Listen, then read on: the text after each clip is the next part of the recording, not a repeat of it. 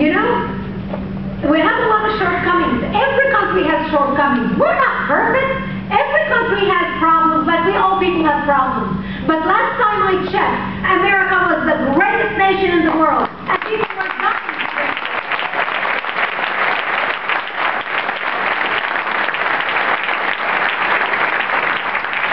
And I am sick and tired when I hear people apologize for America, see the ills in America, do not like America, whine about America.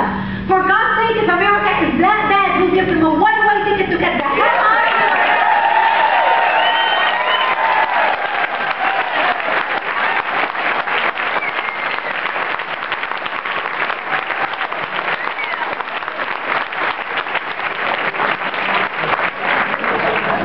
When I look around this room, I see a tapestry of color. I see people who came from all over the world to this country. Whether you came here as a first-generation immigrant, or whether your great-great-great-grandparents came here on the Mayflower, or people like me who came on the TWA. But we came here because we wanted to be a fabric of this country. We wanted better lives. We escaped tyranny. We wanted to come to America because we wanted to make something out of ourselves. We love this country and what this country has to offer. And I am sick and tired to see our country so divided. And I am sick and tired to see people wearing labels in our country. To people who say, I'm an African American, and I'm a Vietnamese American, and I'm an Italian American, and I'm a Tunisian American. I am nothing but an American.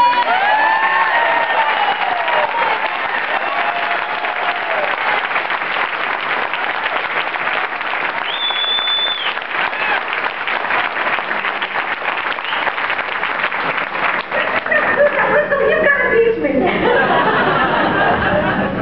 And while I'm on a roll, I believe English is the official language.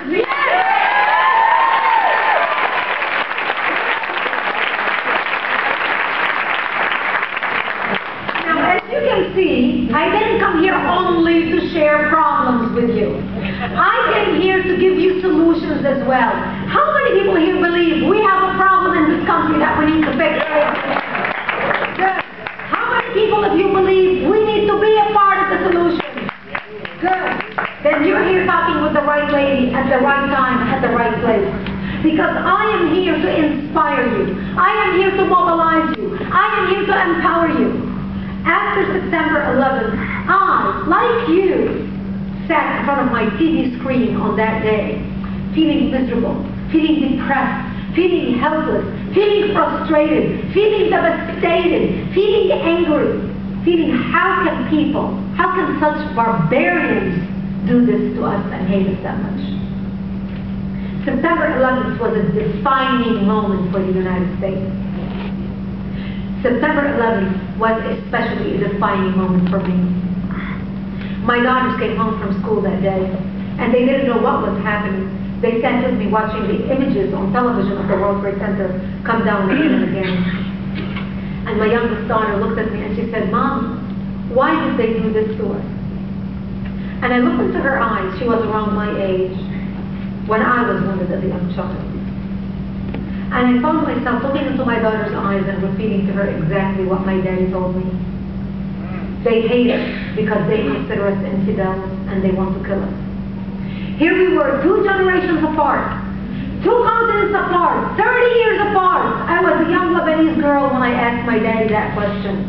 Who spoke the Arabic language, had a Lebanese passport. She's a young American girl who speaks the American language. She has an American passport. And I had to repeat to her exactly what my daddy told me. That day was my defining moment. That's the day I vowed I would do everything I can to make sure that my daughter will never ever look into her child's eyes and repeat to him or to her what I told her and what my daddy told me. That day I was reborn as an activist. Amen. I started saying, what can I do? What can I do?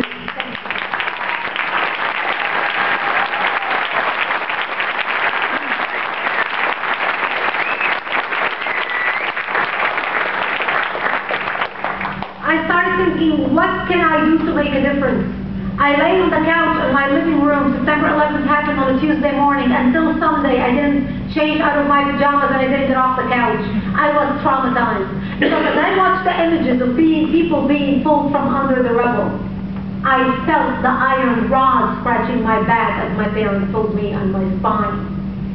I laid under that rubble drinking my own blood as it poured over my face. I can smell the burning of the bombs. I can smell the black powder. So when I heard and watched television and saw those images of 9/11, I felt and I sensed and I saw and I experienced exactly what these people were feeling because I went through it.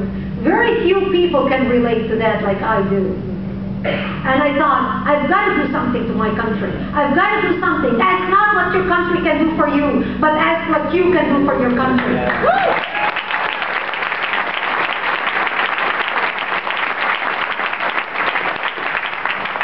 I lost my country of birth to radical Islam. I do not want to lose my adopted country, America.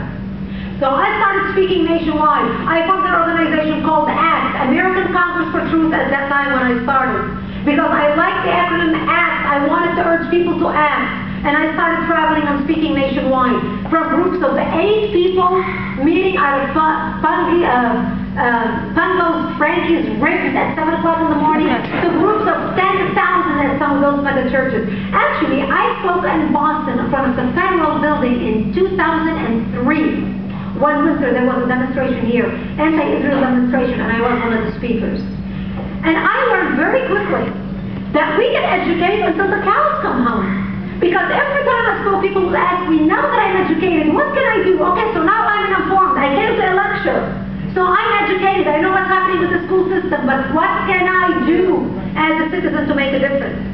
And I learned very quickly that while education is important, education by itself is not sufficient.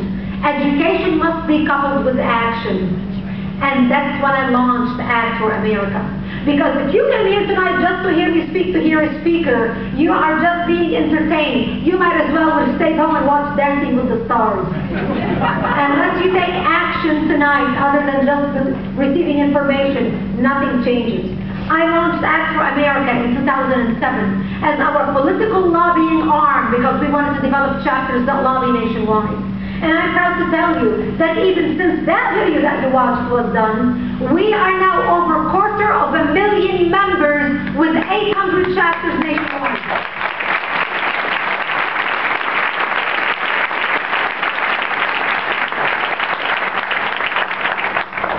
Our philosophy is this: if our elected officials are not willing to see the light, we're going to make them feel the heat.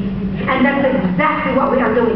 And I want to give you one example about how we work with Act for America and put pressure on our elected officials. You all heard and have been following the Benghazi issue. Thanks for exposing it. Thanks for doing everything you can in your power to keep it going. We, Act for America, were very influential in keeping the fire on our elected officials. When we saw nothing happening on Capitol Hill, we worked with Congressman Wolf of Virginia when he wrote a resolution, Resolution 36, which talks about establishing an investigative committee on Benghazi, because we knew a lot of information and we knew that the information is not going to come out unless people are subpoenaed and put under oath in order for them to speak. We helped the congressman gather over 152 signatures in the House to put pressure on Boehner to basically establish that committee. When Boehner was not listening, we launched an email alert 2 weeks ago nationwide saying now is the time to put pressure on Boehner, especially after the hearing that you all watched 2 weeks ago on Capitol Hill by the 3 whistleblowers who came forward. I was at the hearing actually that day. We put an email out, it was a Monday. The email went out Monday morning. By mid-afternoon, we shut down the phone line at Boehner's office. Boehner's office is that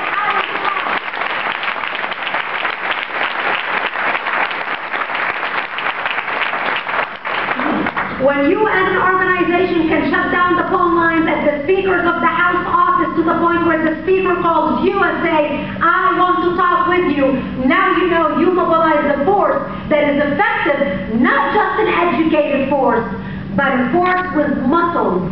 Because while you whistle in the wilderness by yourself being frustrated, when you combine your voice to hundreds of thousands of voices nationwide who got the same email alert, who call at the same time, the Speaker of the House for Capitol Hill, that's when your voice is magnified hundreds of thousands of times. You are not only one person sitting in Hudson, Massachusetts, feeling so frustrated and working with a small group. And that's what I'm here to talk with you about, working together, not working together. And today I'm going to show you how we can do exactly that.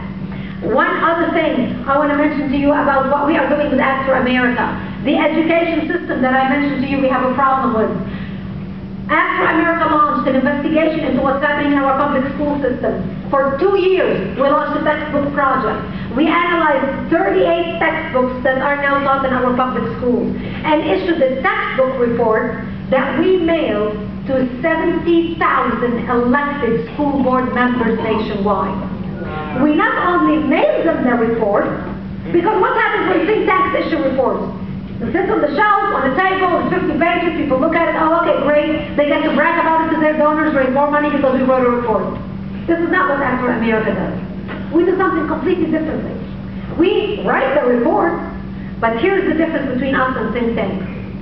Because we have 800 chapters nationwide, we got our chapters in their own local communities to take the report to their elected school board members and say, Joe Smith, you are our neighbor, we are in your community, we helped actually get you elected. My son goes to the public school system in our district, and you're on the school board. Now, I know you received this report from Act for America. If you have not received it, here it is. We want to know what are you going to do about all the lies being taught to our kids. Because if you're not willing to do anything about it, we're going to kick your behind out and let somebody else in